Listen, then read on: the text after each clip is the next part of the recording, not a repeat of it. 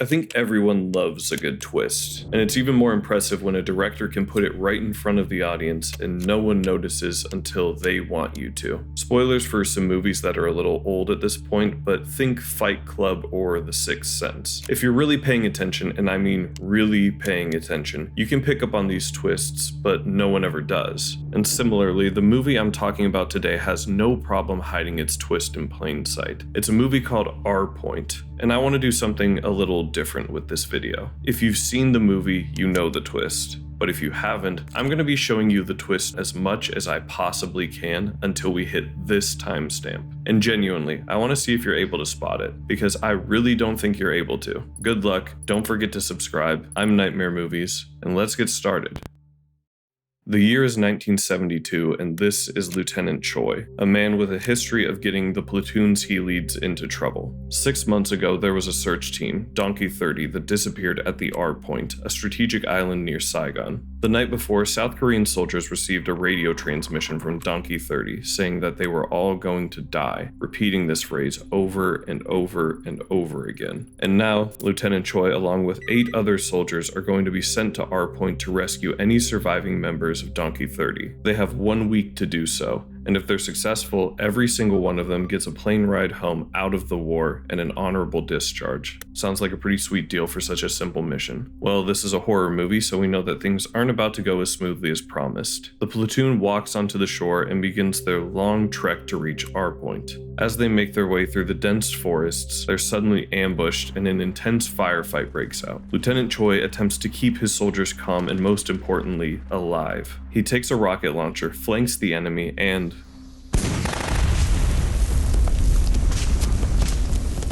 after the firefight is finished, the platoon investigates the trench and finds just one lone Vietnamese woman and a corpse that's been sitting there in the trench with her for a long time. And after searching the woman, Lieutenant Choi decides to spare her life, and the troops continue on with their mission. After this encounter, the team has officially arrived at R Point. Upon their arrival, they discover a gravestone that gives a little history on this area. R Point was originally a lake, a location that the Chinese used to kill and dump Vietnamese into before it was filled, and a temple was built on top of it. The last part of the inscription on the gravestone reads, "Those who have blood on their hands." And that's it. Well, until one of the soldiers decides to piss on the grave, and the full inscription says, "Those who have blood on their hands will not return." An ominous message without a doubt. And with that, the troops head in to find their missing comrades. They decide to stop and rest in an open field. Some of the troops sleep as the others watch guard and talk about their superstitions. Something feels off about this place. And even watching the film, you get that sense. Like they're not supposed to be here. Like anything alive isn't supposed to be. And the next morning, Lieutenant Choi is awoken to give base camp an update on their mission. But as they do, Lieutenant Choi spots something. Somehow, this large, abandoned building has literally appeared out of thin air. The troop slowly approaches it and starts to clear it out, checking every nook and cranny of this building, but ultimately finding nothing except for this little radio. After clearing the building, Lieutenant Choi puts together a plan. They have 7 days to retrieve proof of whether the other team is alive or dead. This building is in the center of R Point, and the rest of the search area is spread over a 3.5-kilometer radius. We also learn that the area of R Point is considered holy ground to the Vietnamese, or maybe a better term would be cursed. So therefore, the Vietnamese soldiers aren't really going to enter this area, making it the perfect place for their base camp. So the plan is to cover the most ground possible by splitting into 2 teams. Definitely one of the oldest plans in horror, but in this case it makes sense. But before they head out on their search, one of the soldiers asks what unit the missing soldiers belong to. Battalion 53 is the answer, a unit that one of the soldiers here was actually a part of. But there's not much time to dwell on the details. They have 6 more days to find the missing soldiers, and so the search begins. Half of the group stays in the building for now while the other half goes out to search. While out on their search, one of the soldiers, Corporal Joe, has to take a piss break. But without noticing, it seems that his team has abandoned him. And this is where we get one of the creepier scenes in the film. Corporal Joe searches all over the area for his team, but he's unable to find them. That is until he enters this open field with this tall grass. There he sees his team slowly moving forward towards something. As Corporal Joe runs to rejoin them, the other soldiers slowly sink into the grass. Confused, he naturally does the same, assuming that they've been spotted or they're about to get into some sort of fight. But there's something off, because once he rises out of the grass, it looks like all of the other soldiers have disappeared. And this is our first real evidence that something is off with our point. Now, eventually he gets reunited with his team and tries to rationalize what he saw, but I think at this point, we all know they aren't dealing with something they can rationalize. But before they can discuss anything further, they hear a helicopter outside, and arriving is a group of American soldiers. They explain to our team that every 4 days they come here to check the batteries in the building's second floor. But they also explain something else. A lot of soldiers have died here, not just Vietnamese. Historically, this is where mass murders took place. And on that eerie note, the Americans leave, betting that when they return in 4 days, no one there is going to be alive. After leaving, our soldiers need some way to unwind and relieve their stress. So to do so, they have a little dance party, and it looks like it's helping. They scream and holler and dance to that radio that they found until the music stops. But it doesn't just stop. It's replaced by the horrified screams of soldiers. Even turning off the radio, however, doesn't mean that the paranormal happenings just stop. Throughout the night, the troops become more and more paranoid. Private Chung walks aimlessly through the grass, and our lieutenant catches quick flashes of the same woman who ambushed them from earlier, dressed in all white and suddenly disappearing. Bookending night 2 with an unsettled team and paranormal activity that is slowly escalating.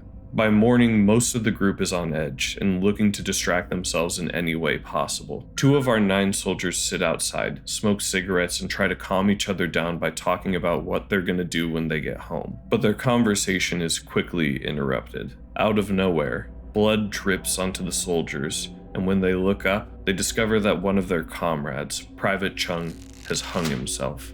Now worried that Vietnamese soldiers might be picking them off one by one, they head out, set up traps around the perimeter, and when they're finished, they head back to the not-so-safe building, where they finally have established radio communication with their base camp. Lieutenant Choi informs Captain Park that Private Chung has been killed, but this only causes more confusion. You see, Private Chung shouldn't have been there in the first place, because Private Chung is a member of the missing team they're looking for. Lieutenant Choi doesn't believe him, saying that they counted 10 soldiers and now there are only 9. But according to their captain and the official report, only 9 of them were sent to our point. So I want to ask you, how many did you count? Let's bring it back to the beginning, at the docks.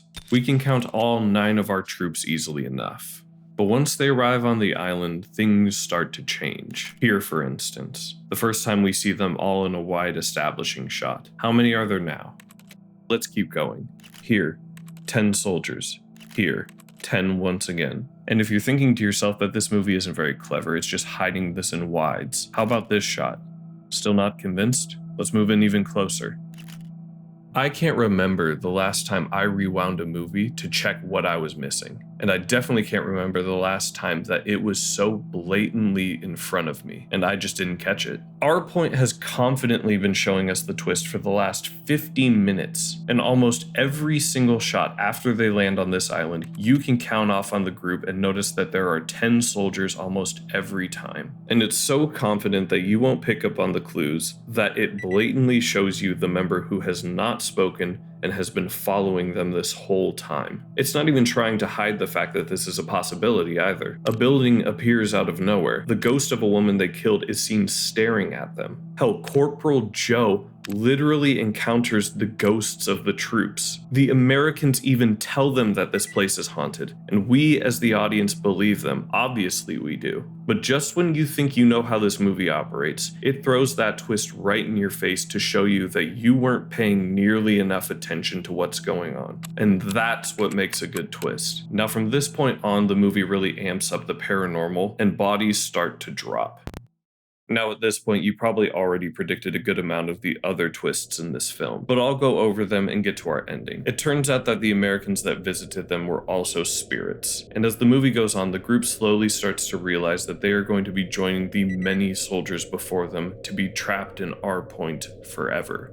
No matter what they do to try and escape, it doesn't work out. They all begin to become extremely paranoid, and rightfully so. It even seems that they're being hunted by the spirits of the soldiers who came before. This all culminates in the group meeting back at the building, where they're finally able to call for a chopper to come and rescue them from this nightmare. But the only problem is that it won't be arriving until 5:50 in the morning. So with one final night here, all bets are off, and the spirits decide to kill everyone. To do so, one by one, the spirits possess the remaining members of the squad and start killing off other soldiers, until the only people that remain are Sergeant Zhang and Lieutenant Choi. Inside Zhang's pocket, Lieutenant Choi finds a picture of an old French troop with one particular person standing out from the group. The same young Vietnamese woman who's been haunting Lieutenant Choi. Suddenly, she appears behind him. She slowly approaches him, but not wanting to be possessed and hurt the last remaining member of his squad, Lieutenant Choi yells to Sergeant Zhang, instructing him to shoot him. And Sergeant Zhang does just that, killing Lieutenant Choi and being rescued by the helicopter in the morning. The final shot is a transmission being played over these old radios, beckoning more people to come to our point. And that is the end of the film. Now, I just want to get back to my original talking point with this video. Something that is so impressive to me is when a film can hide its twist in plain sight and the audience never catches on. With Our Point's main twist specifically, it gave this movie so much more rewatch value. I went back multiple times to check and see if I missed the signs, to count all the members in every single shot, and how often they were really showing this. And I have to say, it's a lot. I'm not kidding when I say that at almost every point, you can count off 10 members in the group, even in shots where they're split apart. It's even more highlighted by the fact that we slowly get to know more and more about each of these characters, all except for the one that wasn't really there. Though this is also where I have to set some realistic expectations if you decide to go and watch this film. While I can say without a doubt there is an extremely well-crafted atmosphere here and some genuinely creepy scenes, Our Point unfortunately suffers from what I like to call 2000s horror. Scenes that would otherwise be tense and unnerving lose that by being a little too flashy and sometimes cheesy in their presentation. And while we discuss the main twist of this film, there are plenty more that are way less subtle and predictable. Ones I imagine you picked up on trying to figure out what twist I was talking about. But weirdly enough, in doing that, it hides the main twist so effectively that my point still stands. And I still do recommend this movie. It's a unique horror film that has a lot of charm and a lot of genuinely great ideas. It's not often that war films and horror films mix, but I've always found it to be an interesting combination. I didn't want to spoil too much of the other twists and turns and scares, so give this one a shot if this movie at all sounds interesting to you. And with all that being said, thanks for watching. Don't forget to subscribe, and I'm Nightmare Movies. And I'll see you all next time.